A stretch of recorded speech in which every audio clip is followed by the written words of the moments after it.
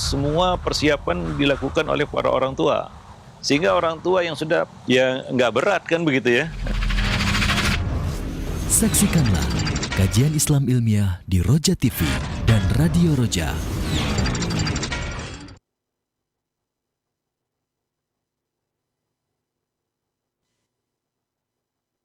Alhamdulillah, nahmaduhu wa nasta'inuhu wa nastaghfiruh.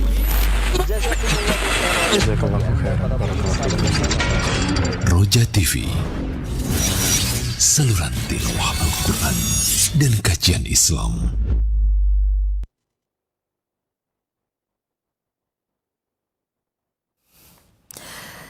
Assalamualaikum warahmatullahi wabarakatuh. Alhamdulillah, wassalatu wassalamu ala rasulillah nabiyina Muhammadin wa ala alihi wa ashabihi wa man wala. Asyhadu an la ilaha illallah wa la syarikalah wa asyhadu anna Muhammadan abduhu wa rasuluhu ma ba'du. Saudara muslim akidah, sahabat Roja dimanapun Anda berada, semoga Allah Subhanahu wa Ta'ala menjaga kita semua.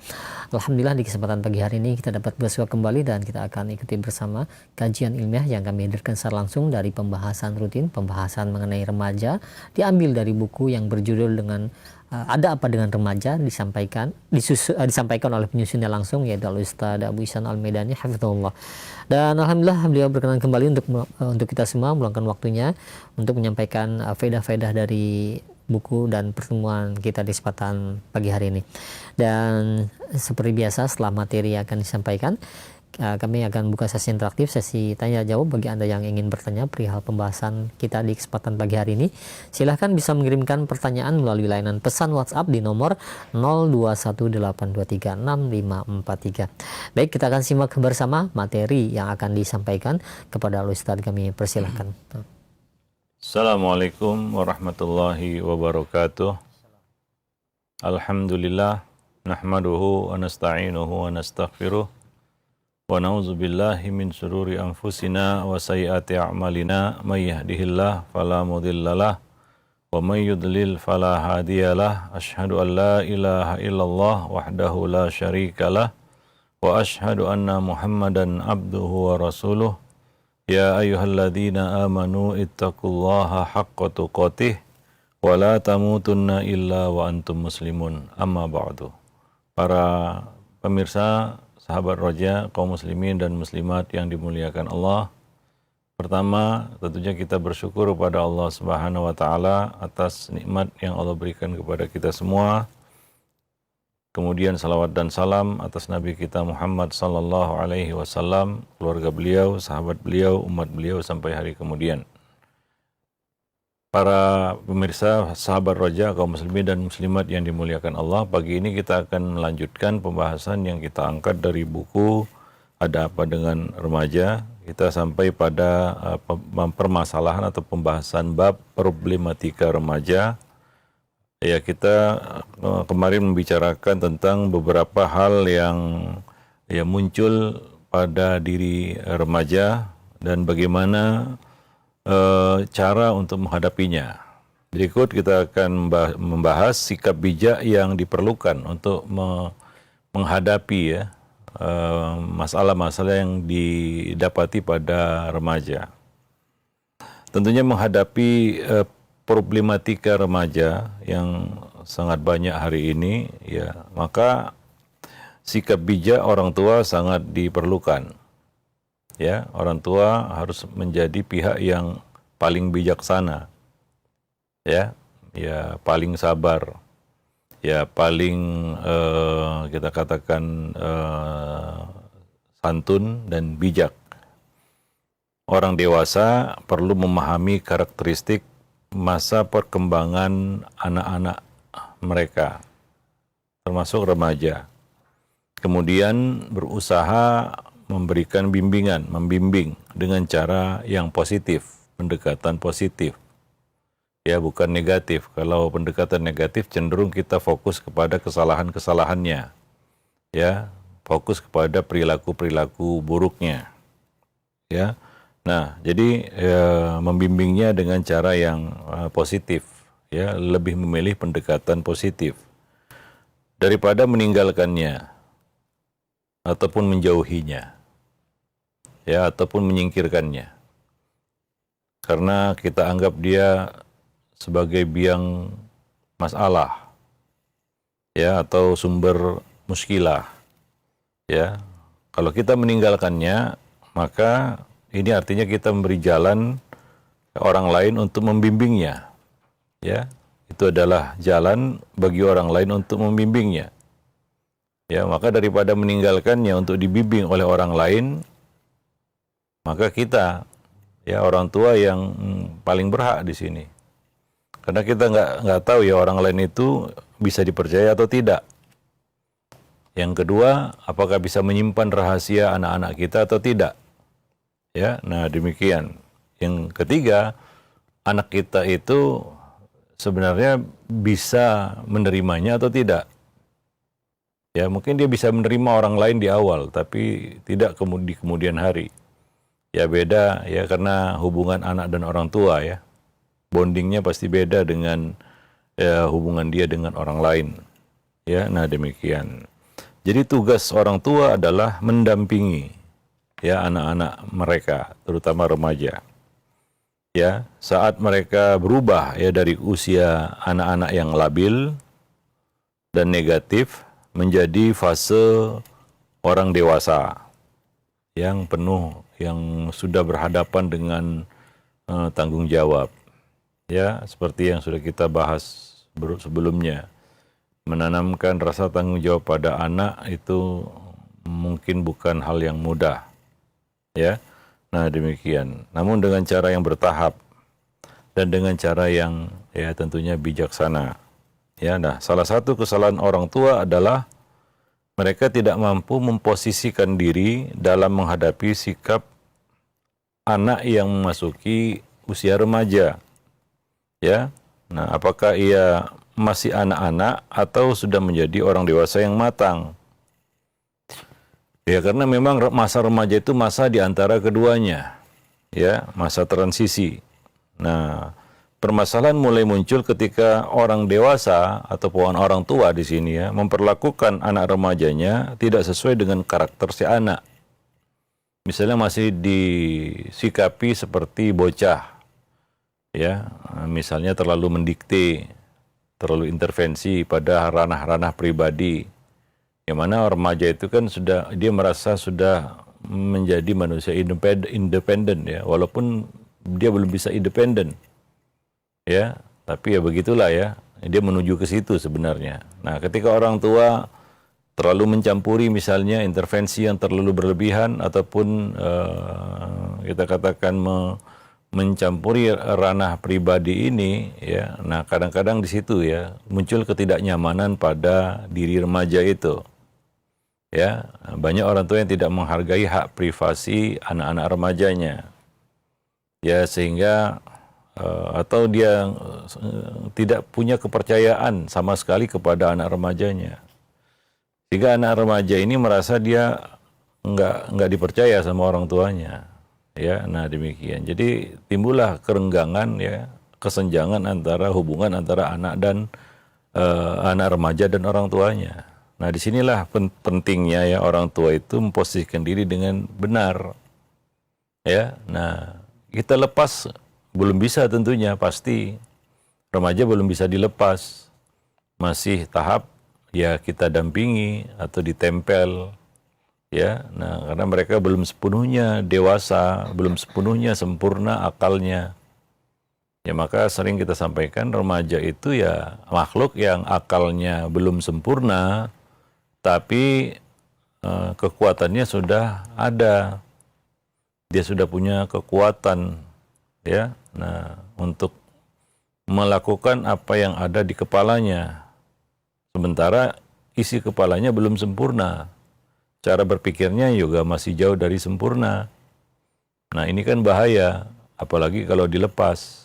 Ya, makhluk seperti ini yang kurang akalnya sudah gede powernya. Ya, artinya apapun bisa dia lakukan dengan ketidaksempurnaan akalnya itu.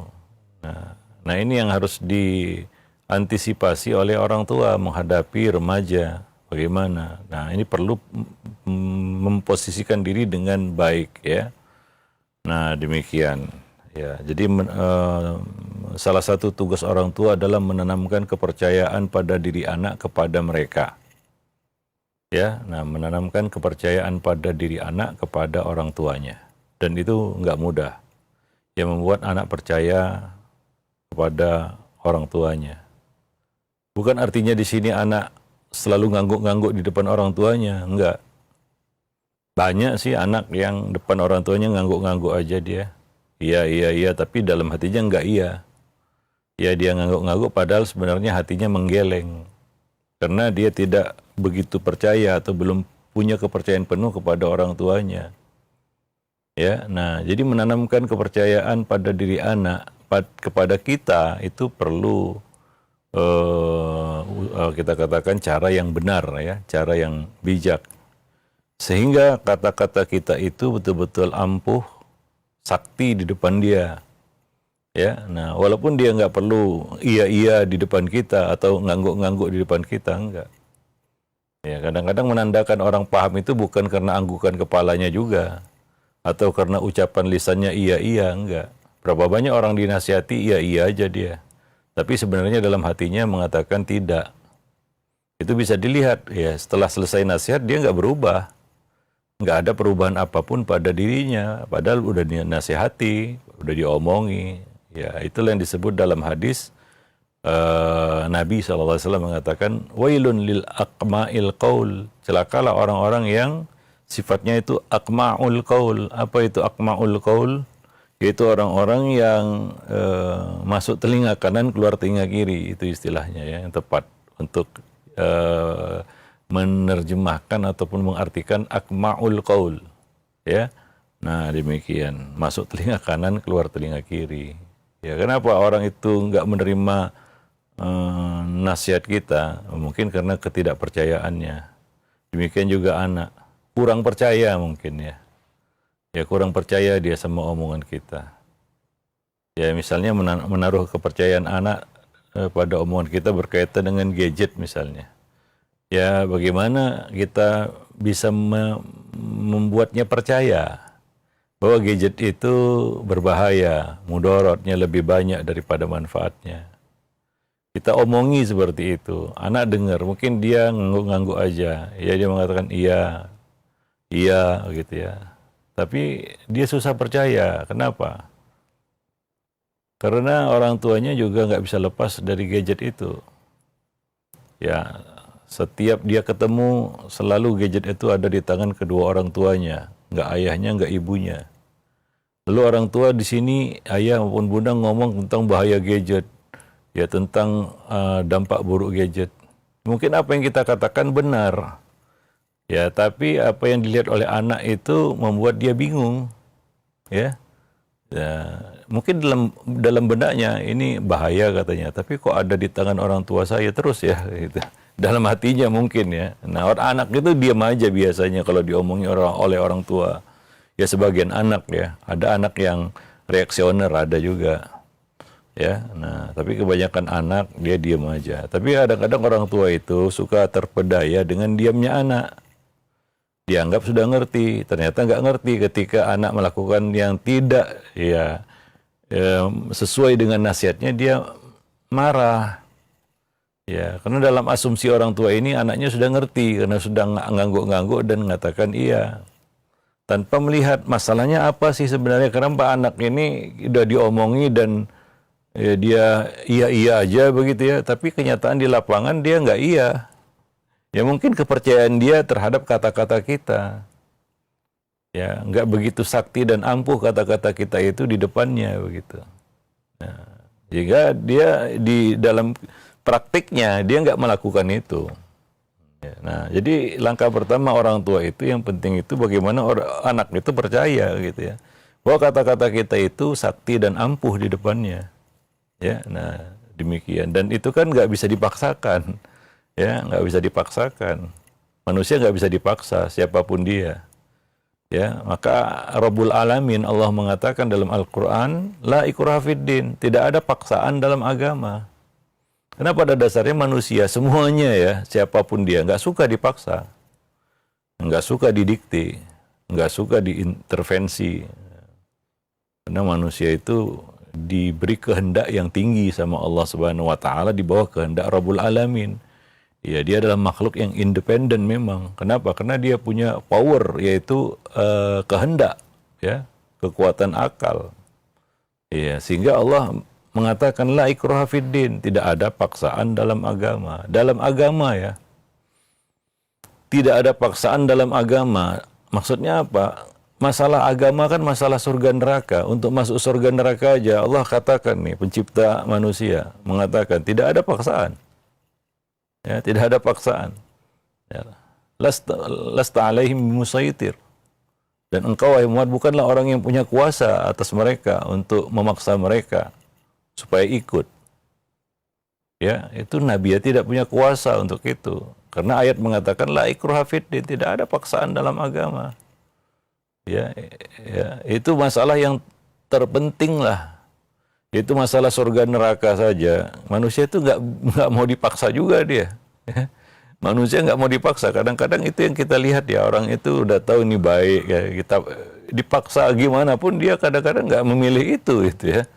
Nah demikian. Ya, begitulah manusia pada dasarnya, mereka nggak mau dipaksa. Hatta untuk hal yang berkaitan dengan ya surga dan neraka sekalipun.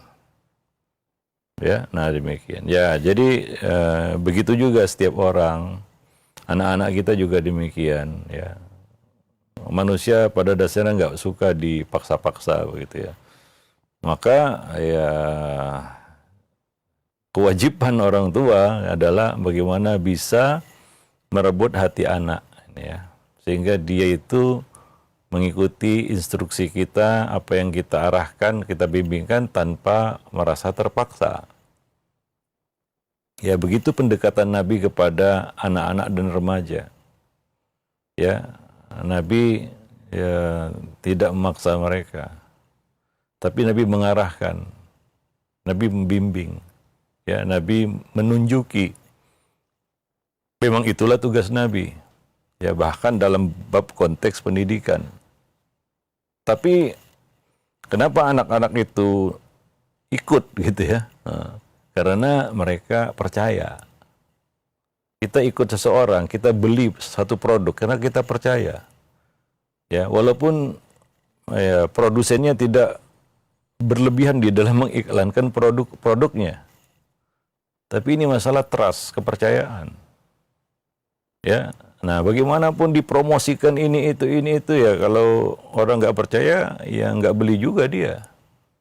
Ya, walau bagaimanapun sudah dipromosikan, diiklankan, bahkan mungkin dengan cara yang berlebihan, orang juga nggak bergeming. Kenapa? Trustnya belum ada.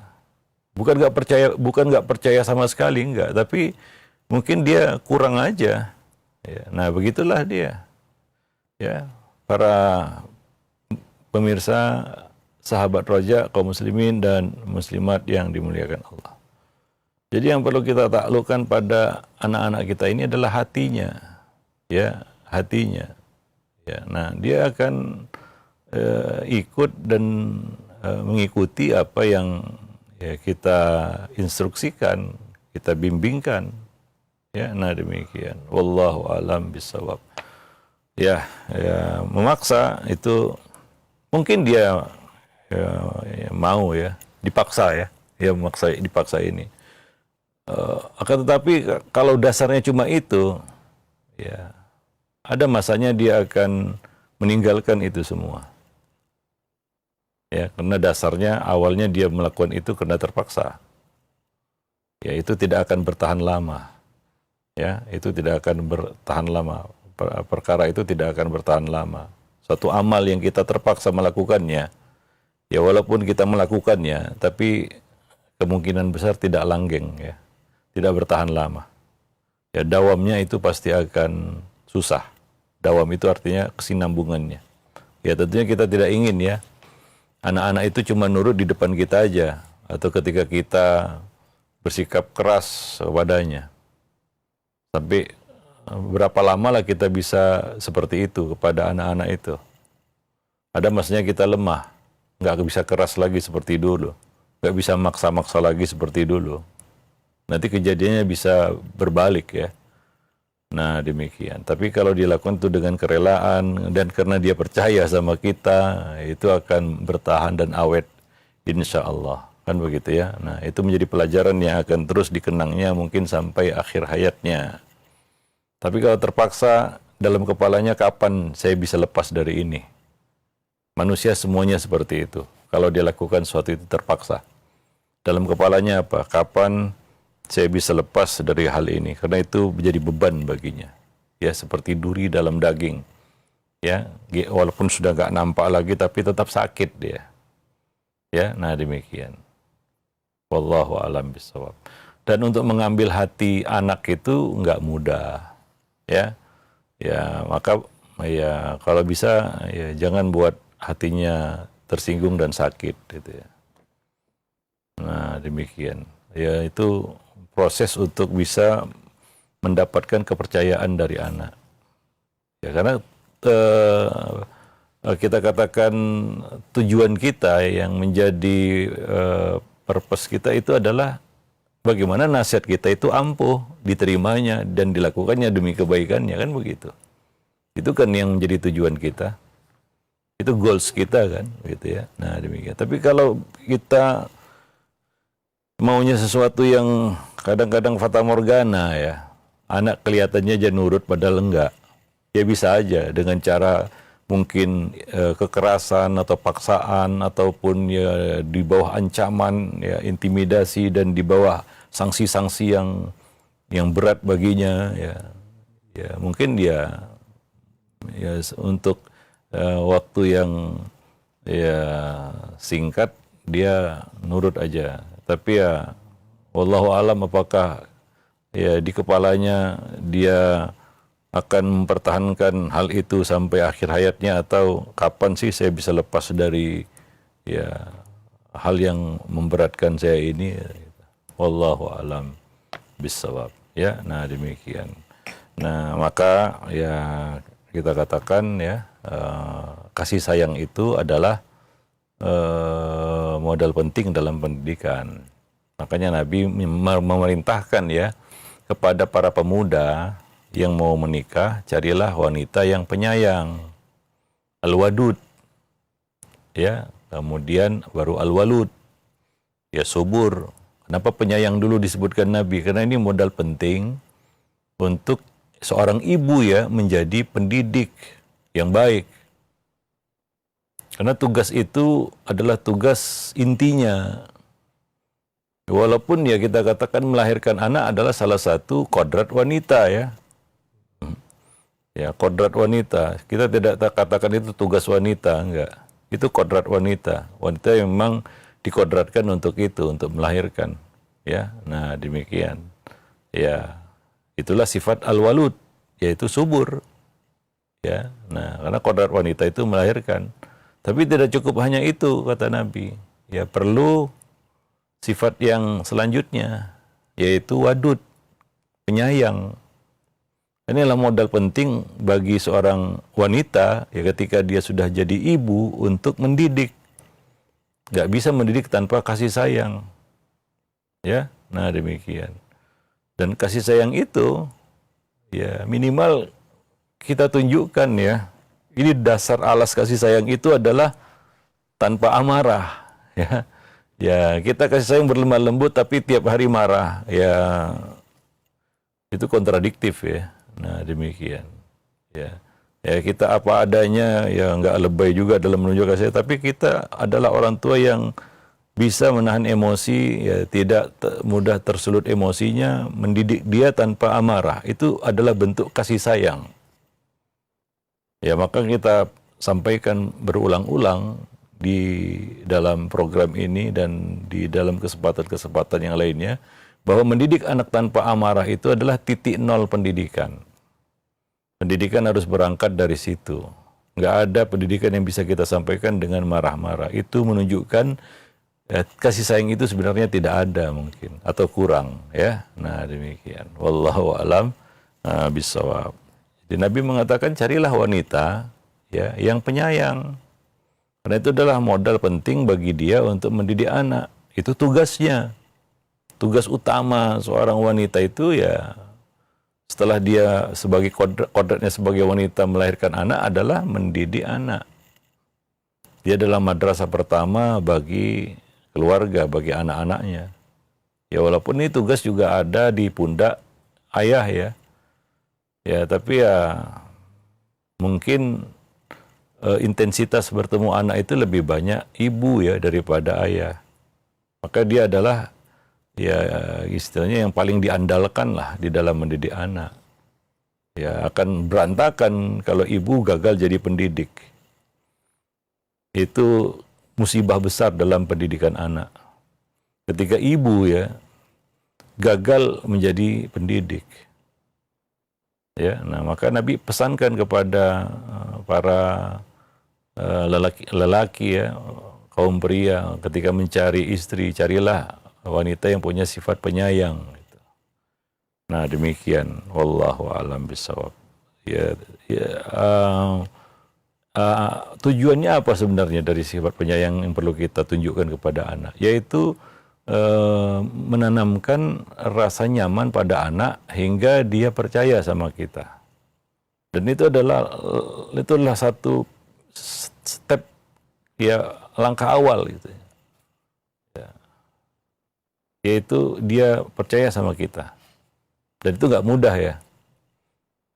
Ya, dia percaya sama kita bukan tandanya ataupun indikasinya wah dia ngangguk-ngangguk aja di depan saya Ustadz. Dia iya aja di depan saya, enggak ya. Tapi ya kita lihat itu indikasinya dari bagaimana dia bisa mempercayai kata-kata kita dan bisa mengeksekusinya. Ya, dan itulah yang akan dilakukannya di dalam di lapangan ya. Nah, artinya dia percaya sama kita. Kita omongin gini, dia ikut. Ya, walaupun dia tidak mengatakan di depan kata iya Bi, iya Umi, enggak. Atau ngangguk-ngangguk dia gini ya. Enggak. Ya, tapi itu betul-betul masuk ke relung hatinya dan dia lakukan itu, dia eksekusi itu, dia ikuti itu. Ya, nah demikian. Wallahu a'lam bishawab. Maka di sini ya supaya dapat bersikap dengan benar, maka kita perlu mengetahui beberapa hal. Di antaranya adalah apakah anak remaja kita itu sedang berusaha mengikuti nasihat kita.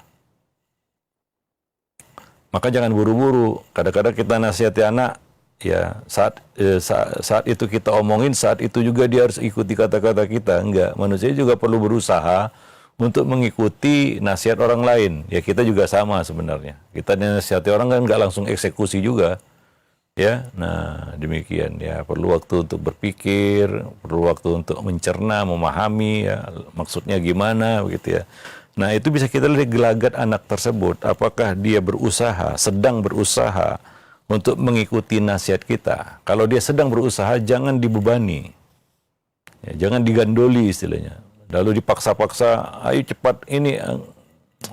Ya sekali lagi, manusia gak suka dipaksa, siapapun dia. Ya berkaca sama diri kita. Kita suka nggak dipaksa orang? Nggak suka. Ya, nah demikian. Ya sama. Ya, orang lain juga nggak suka ketika kita paksa-paksa dia, ya. Nah, ya, maka Nabi saja, ya, domainnya itu, kuasanya itu bukan memaksa orang, itu Nabi ya. Apalagi kita, siapa kita kan begitu ya. Nah, seberapa ya ampuh omongan kita, ya. Nah demikian. Wallahu a'lam bishawab. Nah, maka jika benar demikian, yaitu dia sedang berusaha ini untuk mengikuti nasihat kita, maka perlakukanlah ia ya seperti seorang anak ya, manusia ya. Dan demikian artinya ya manusia semuanya perlu dikasih kesempatan ya, dikasih peluang, dikasih kesempatan. Nah tugas orang tua di sini adalah ya terus bimbing dia, tuntun dia untuk bisa melaksanakan nasihat itu ya. Nah begitulah ya kewajiban kita ya. Nah demikian. Atau apakah ia bersikap layaknya seorang yang sudah dewasa? Jika demikian, maka perlakukanlah dia seperti orang dewasa. Ya, nah demikian. Jadi begitu ya, kita mengamati bagaimana respon anak terhadap nasihat kita. Ya, kalau dikira dia belum mengerti, maka mungkin kita perlu mengulangi nasihat itu. Untuk yang kedua kali, ya untuk mungkin yang ketiga kali. Ya. Misalnya dia gak bergeming dari apa yang kita omongin ya, nasihat yang kita sampaikan. Ya mungkin dia belum paham. Ya, nah, ya jadi masalah adalah yang agak rumit adalah ketika anak menolak mentah-mentah nasihat kita. Ya, nah, apa yang harus dilakukan oleh orang tua ketika nasihatnya ditolak mentah-mentah sama anaknya? Ini masalah ini. Nah, ini juga kita tidak boleh emosional menanggapi hal ini. Ya kita juga harus ya diurut itu ataupun mungkin perlu kita kita katakan meriksa diri, mengevaluasi diri kita sendiri. Ya, mungkin karena ketidakpercayaannya kepada kita, dia tolak kan gitu, atau sesuatu yang syubhat mungkin yang ada di kepala yang mungkin perlu kita luruskan, bisa jadi. Ya, dia menolak nasihat kita karena mungkin masih ada syubhat di kepalanya yang perlu kita luruskan. Ya, ada sesuatu yang perlu kita yakinkan pada dirinya, kan begitu ya. Nah, jadi memang nggak bisa dipaksakan juga kan untuk orang paham apa yang kita katakan. Ya, itu perlu waktu juga, kan begitu ya. Nah, kalau dia nggak paham ya mungkin ada syubhat. Ya, seperti kita berdakwah lah, kan kadang-kadang kita sudah nyampaikan Quran hadis ya tetap ditolak kan gitu ya. Mungkin mereka belum paham Quran hadis yang kita sampaikan. Intinya di sini jangan cepat-cepat buru-buru memvonis. Nah, itu sikap yang nggak bijak. Ya, nah, lalu kita intimidasi anak itu dengan ancaman misalnya, awas kamu jadi anak durhaka. Ya, khawatirnya ya kata-kata kita itu jadi doa ya. Ya, dan ya itu yang terjadi nanti. Ya, katanya kita nggak berharap ya seperti itu ya. Wallahu alam bisawab. Nah, demikian. Taib. Nah, karena kebanyakan remaja itu tidak lepas ya. Ini yang harus kita maklumi juga ya. Banyak remaja itu tidak bisa lepas dari perilaku negatif, apalagi hari ini. Ya, masalahnya semakin rumit, semakin kompleks ya. Semakin banyak ya. Maka orang dewasa, orang tua di sini ya harus ya menanganinya dan memberinya pemahaman agar ya ia memiliki sikap yang positif ya. Nah, demikian wallahu a'lam bishawab, sehingga dia mampu mengendalikan diri dan bisa ya berproses untuk menjadi orang yang dewasa ya, memikirkan akibat dari perilaku negatifnya. Ya, anak perlu belajar ya, maka bimbinglah dia, tuntunlah dia untuk terus belajar dan menjadi orang yang suka belajar, terutama dari pengalaman hidupnya. Ya, nah demikian. Wallahu a'lam bishawab. Ya, mungkin begitu materinya pada kesempatan pagi ini ya. Berikutnya, bab berikutnya ya, kita akan membicarakan poin lanjutan di sini, bagaimana menyikapi kenakalan remaja. Ya, mungkin yang sedang hangat dibicarakan hari ini, apakah perlu ya anak itu dikirim ke barak militer misalnya, atau gimana ya menyikapi kenakalan remaja. Itu istilah aja sebenarnya, kenakalan remaja, belum tentu yang nakal itu remaja ya. Nah ya, maksudnya perilaku negatif yang ada pada remaja, sebenarnya akar permasalahannya di mana ya. Nah, ketika kita tahu akar permasalahan di mana ya, kita mungkin bisa memberikan solusi yang lebih bijak, lebih tepat gitu ya. Nah, mungkin pemikiran mengirim mereka ke barak militer berharap hasil yang instan ya. Belum tentu juga kan begitu ya. Nah, ya bahkan dikatakan ya 5-6% anak yang pulang dari barak militer bukan berkurang kenakalannya, malah bertambah. Ya, artinya kan itu bukan solusi jitu sebenarnya untuk menyelesaikan masalah ini ya.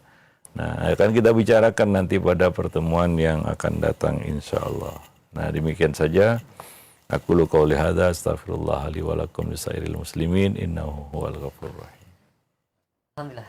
Terima kasih banyak Ustaz. Atas materi yang telah disampaikan dari pembahasan mengenai problematika remaja diambil dari buku Ada Apa Dengan Remaja. Alhamdulillah, mudah-mudahan menjadi ilmu yang bermanfaat bagi kita semua dan semakin terbuka wawasan kita, terbuka pikiran kita untuk bagaimana cara mendidik anak remaja kita. Baik, untuk selanjutnya kami buka sesi interaktif, sesi soal jawab, dan alhamdulillah sudah ada beberapa pertanyaan yang masuk di kesempatan pagi hari ini. Langsung saja kami ajukan. Yang pertama, Ustaz, ada pertanyaan dari Umu Cendikia. Assalamualaikum warahmatullahi wabarakatuh. Ya Ustaz, jika sudah banyak pengalaman atas berbagai kesalahan namun masih saja tidak dapat dijadikan pelajaran oleh anak, maka apa yang harus kita lakukan sebagai orang tua agar dapat anak mengambil hikmah dari pelajaran dari pengalaman tersebut? Faktor apa kira-kira yang membuat anak ini seperti tidak bisa belajar dari pengalaman, Ustaz? Mohon penjelasannya. Iya. Ya, itulah kenapa kita katakan mendidik itu nggak mudah ya. Ya, mungkin kita maunya mudah ya. Mungkin melihat orang lain kayaknya anaknya mudah sekali diarahkan gitu. Kemudian kita menyamaratakan semua anak harus seperti itu. Ya enggak. Ya, itu dulu yang harus yang disadari oleh orang tua.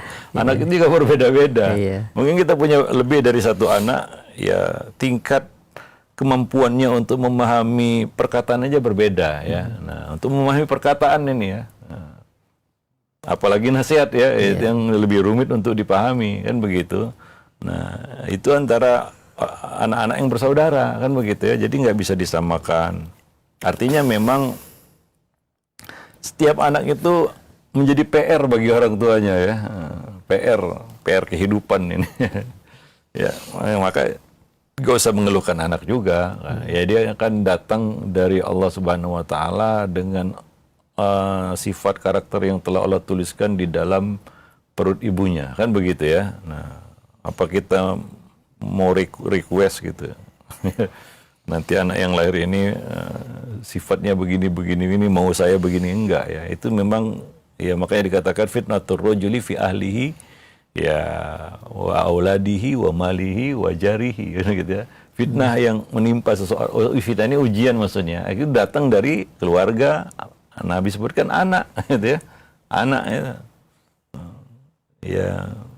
Jadi nggak usah terkejut kalau anak itu di luar ekspektasi orang tuanya kan gitu ya. Nah, nggak sesuai dengan maunya sih seperti ini ya. Tapi yang datang seperti itu gitu ya.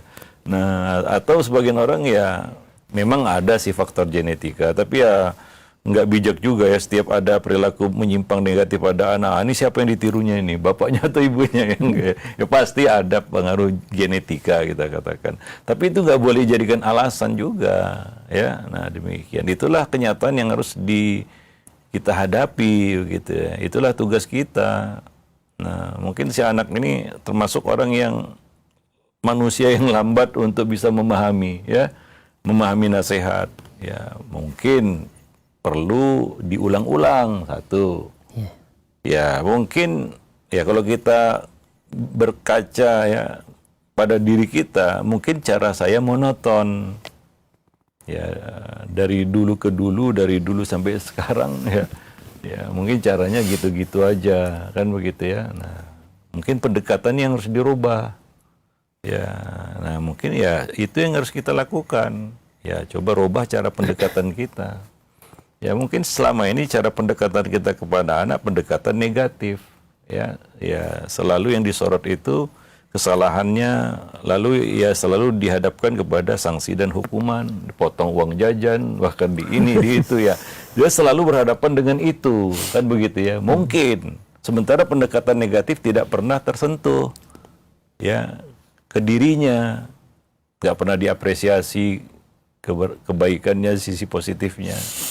Ya, makanya kita katakan sebelumnya ya, ada sebagian orang tua yang hanya bisa melakukan pendekatan negatif kepada anak. Ya, anak selalu ya, berhadapan dengan sanksi dan hukuman orang tua, atau bahkan vonis orang tua. Ya, jadi ya seolah-olah yang tersorot pada diri anak itu adalah kesalahannya belaka, dan ini berat bagi dia. Ya bagi si anak. Ya kita aja juga kalau diperlakukan seperti itu ya akhirnya ada ya potensi ya kita masa bodoh dengan peraturan. Ya kita nggak takut dengan hukuman. Ya kalau seperti itu pendekatannya, ya kan. Ya, artinya kita sudah lewat ambang batas itu, sudah resisten kita.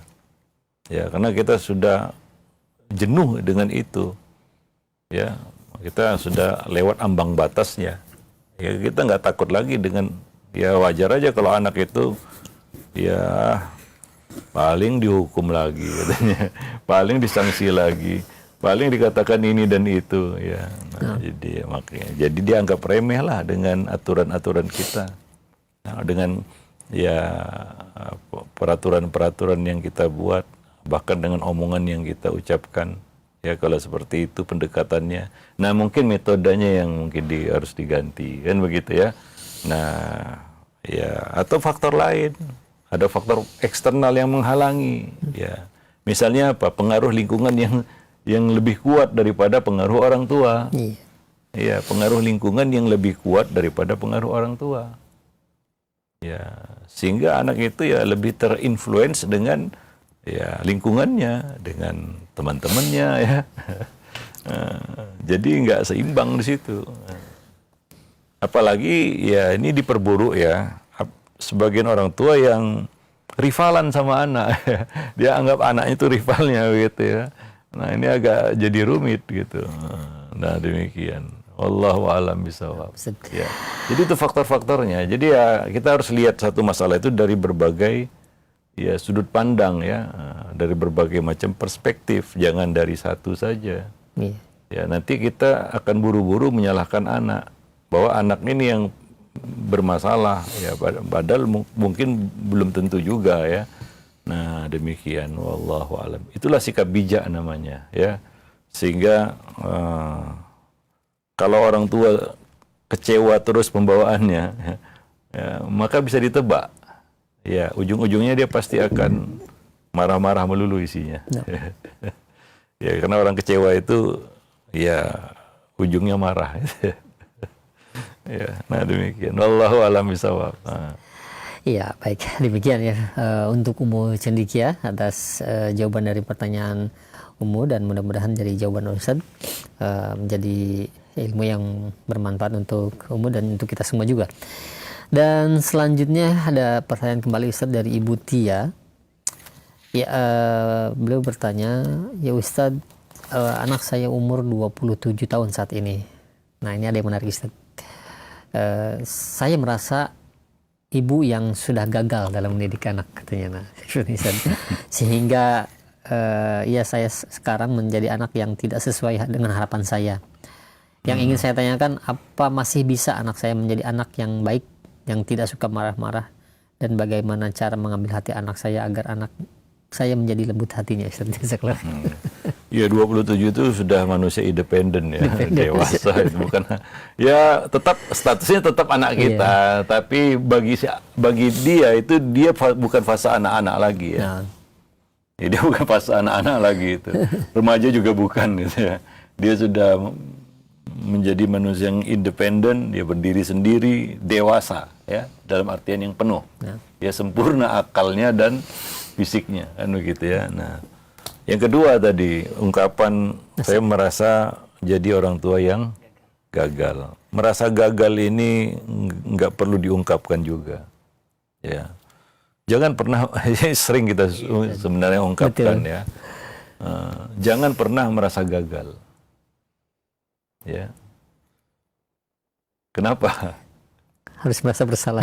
Iya, bahaya. Iya, kalau merasa gagal nanti kita kecewa. Iya. Kecewa, putus asa, ya. Nah, apa namanya? Mungkin menyalahkan diri sendiri kan begitu ya, atau menyalahkan anak. Ya. Jadi ngawur nanti, membabi buta nanti.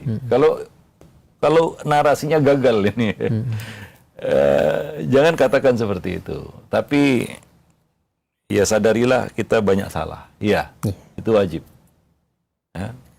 Supaya kita bisa mengoreksi ya, memeriksa kembali ini salahnya di mana. Ya. Dan tugas kita selanjutnya adalah memperbaiki itu. Perbaiki. Ya, walaupun telat ya. Tapi lebih bagus daripada tidak sama sekali. Sama sekali. Ya, Allah menilai usaha. Ya, asalkan kita sadar kesalahan kita, mau minta ampun ya, bertobat ya. Ya, maka lakukanlah apa yang bisa dilakukan karena Allah menilai usaha kita. Ya, nah demikian. Wallahu a'lam bishawab. Nah, jadi perlunya gitu kita merasa bersalah itu. Ya, karena manusia itu kan tempat salah ya. Kullu bani Adam khata', apalagi dalam melaksanakan tugas mendidik ya. Pasti banyak salahnya. Makanya kita sering sampaikan kalau kita sudah bicara parenting ini ya, materi kajian parenting, isinya itu ya merasa bersalah ya. Istighfar aja kan itu ya. Tobat-tobat ya, itu isinya. Kalau kita bicara parenting, karena kalau kita melihat kembali kita sebagai orang tua, siapapun itu, termasuk kita semua ya, saya dan para pemirsa sekalian ya, merasa bersalah memang. Ya kebangetan lah ya kalau orang tua merasa tidak ada salahnya gitu ya. Saya nggak pernah salah mendidik anak, ya salah itu. Ya kita bukan nabi juga, nabi dapat bimbingan dari langit. Kita siapa? Apalagi basic kita jahil gitu ya. Dasar kita jahil. Ya. Serabutan aja mendidik anak kan gitu ya, asal apa yang nempel di kepala aja begitu ya. Ya pasti banyak salahnya itu ya. Padahal riwayat ini pendidikan itu kan riwayat dari 0 tahun usia anak itu sampai dia dewasa kan begitu ya. Panjang itu waktunya ya. Nah, ya maka ya harus kita evaluasi lagi. Oh, dulu waktu dia di fase usia ini saya lalai ya misalnya kan begitu ya. Nah, di usia di mana kita harus misalnya menumbuhkan kepercayaan dalam dirinya kepada orang tua, di situ kita nggak berperan misalnya ya. Jadi untuk menumbuhkan kepercayaan anak pada orang tuanya itu kan bukan ketika dia sudah jadi manusia independen kan begitu ya. Nah, waktu dia remaja mungkin atau bahkan bocah kan begitu ya. Nah, tapi masa itu sudah lewat kan gitu. Ya, maka pasti berat. Ya, pasti berat ya. Sesuatu yang kita tumpuk pekerjaan itu di ujung waktu pasti berat. Nah, yang berat-berat ini perlu apa? Sabar kan gitu ya. Sabarlah, itu resiko sudah akibat dari mungkin kelalaian kita ya, kita harus sabarlah. Nah, gitu. Mau hasil insan dalam kondisi seperti ini ya nggak bijak juga kan begitu ya. Nah, lalu kita mencari kambing hitam, menyalahkan ini, menyalahkan itu kan begitu ya. Ini juga nggak bijak kan begitu ya. Nah, demikian. Wallahu a'lam bishawab. Ya, alhamdulillah. Terima kasih banyak Ustaz. Jazakallah atas jawaban dan nasihatnya. Demikian ya untuk Ibu Tia. Selanjutnya masih kami ajukan ada pertanyaan dari hamba Allah ya. Ustaz, anak saya sekarang kelas 6 mau masuk pondok yang dia terkena fitnah menyukai sesama jenis Ustaz. Padahal anak saya sangat pemalu sehingga susah bergaul, dan hal tersebut dibuktikan oleh ustadzahnya bahwa anak saya apa ini maksudnya ya, tidak menyukai sesama jenis. Yang ingin saya tanyakan, sikap apa yang harus saya ambil yang ketika dengan teman-temannya, bagaimana? Nggak jelas Ustaz pertanyaan ini Ustaz. Ya, secara garis besar ada masalah ya. Itulah kita katakan ya. Ya. Nah, kita ada nulis buku ya, judulnya Pendidikan Seksual untuk anak dan remaja dalam Islam, atau dalam bahasa Arabnya disebut ini tarbiyah jinsiyah ya, tarbiyah jinsiyah, pendidikan seksual. Maksudnya pendidikan tentang pengenalan jenis kelamin ya, karena jinsiyah itu kan jenis kelamin. Hanya ada 2 ya di dalam pandangan Islam, yaitu laki-laki dan perempuan. Jadi isinya dari tarbiyah jinsiyah itu adalah bagaimana seorang laki-laki bisa menjadi laki-laki yang sejati ya. Bagaimana perempuan juga bisa menjadi perempuan yang sejati sesuai dengan kodratnya ya. Kemudian apa batasan hubungan antara keduanya ya. Nah, apa yang harus dilakukan seorang pria ya yang menjadi kodratnya, apa yang harus menjadi kewajiban seorang wanita sebagai wanita sesuai dengan kodratnya, dan batasan hubungan antara keduanya. Itulah yang dibahas di dalam buku tarbiyah jinsiyah tersebut, pendidikan seksual untuk anak dan remaja. Dan ini penting ya untuk mengantisipasi ya kita katakan penyimpangan seperti ini ya. Misalnya ya kita tahu sekarang ini ya kita katakan anak-anak kita dalam ancaman propaganda LGBT kan begitu ya. Nah, itu kan ya nggak mudah untuk menghadapi fitnah ini ataupun ya propaganda ini yang secara masif disebarkan dan yang ditarget itu memang anak-anak dan remaja ya. Nah, maka ya di sini harus ada dibentengi anak-anak ini dengan ya itu tadi pendidikan yang benar kepada mereka. Ya, tapi ya, misalnya ya qadarullah sudah terjadi. Ya, di sini perlu kelapangan dada orang tua jangan tertutup.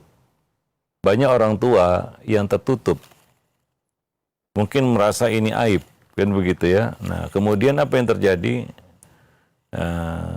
Dia tidak berusaha untuk menyelesaikan masalah anak ini. Lalu dia lempar anak ini ke pondok misalnya, atau ke sekolah lah misalnya, atau ke pondok lah kita katakan. Ya, tanpa diketahui ya, masalahnya di mana. Ya, akibatnya gimana?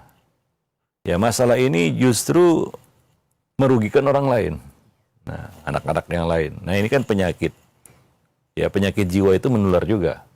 Ya, nah, bukan penyakit jasmani aja yang menular ya. Penyakit kejiwaan juga menular. Ya, ya. Yang paling ekstrim antum bergaul sama orang gila bisa jadi gila juga. Ya kan? Nah, seperti itulah kira-kira itu kan ya penyakit kejiwaan. Ya. Nah, demikian. Ya. Nah, kalau kita bergaul sama psikopat bisa jadi psikopat juga. Gitu ya. Artinya penyakit jiwa juga menular. Ya, nah, ya contohnya kita selalu jalan sama orang sombong ya, lama-lama ketularan sombong juga kan. Betul. Gitu ya. Ya, deket-deket dengan orang yang hasad ya, lama-lama kita jadi orang yang suka hasad juga. Artinya penyakit jiwa juga menular. Nah, ketika orang tua ini membawa anak seperti ini ke sekolah dan dia diam, ya, dia tidak terbuka di sini, ini jadi masalah. Yang memperparah anak ini dan ya meracuni yang lain. Iya. Merusak yang lain. Ya.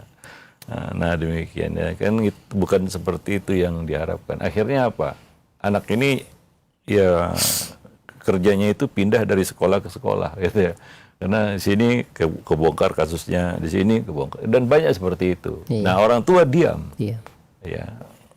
Entah nggak tahu bagaimana cara ngatasinya atau ya mungkin dia malu ya, dia menyembunyikan itu. Ya hal ini kalau nggak dibicarakan serius nggak akan kelar, nggak akan selesai. Ya, nah demikian. Kalau orang tua nggak punya kemampuan untuk ya memahami, mendiagnosa masalah ini sudah separah apa, kemudian bagaimana cara penanganannya, ya sehingga dia bisa menangani sendiri tanpa perlu bantuan dari yang lain, ya mungkin ya bagus ya, tapi kan nggak semua orang tua punya pemahaman dan kita katakan bekal ilmu yang bisa untuk menghadapi ya kasus-kasus seperti ini ya. Nah, kadang-kadang orang tua nggak ngerti seberat apa ya penyakit ini ya ada pada anaknya kan begitu ya. Nah kemudian ya dibiarkan dan disembunyikan, ya, ini yang menjadi ya penyakit seperti ini bertambah parah pada anak tersebut ya. Nah, demikian. Jadi ya yang kedua adalah orang tua harus terbuka dalam bab ini ya. Nah, nggak perlu malu ya. Tapi yang perlu dilakukan adalah dia cari orang yang bisa dia percaya kan begitu ya, yang amanah.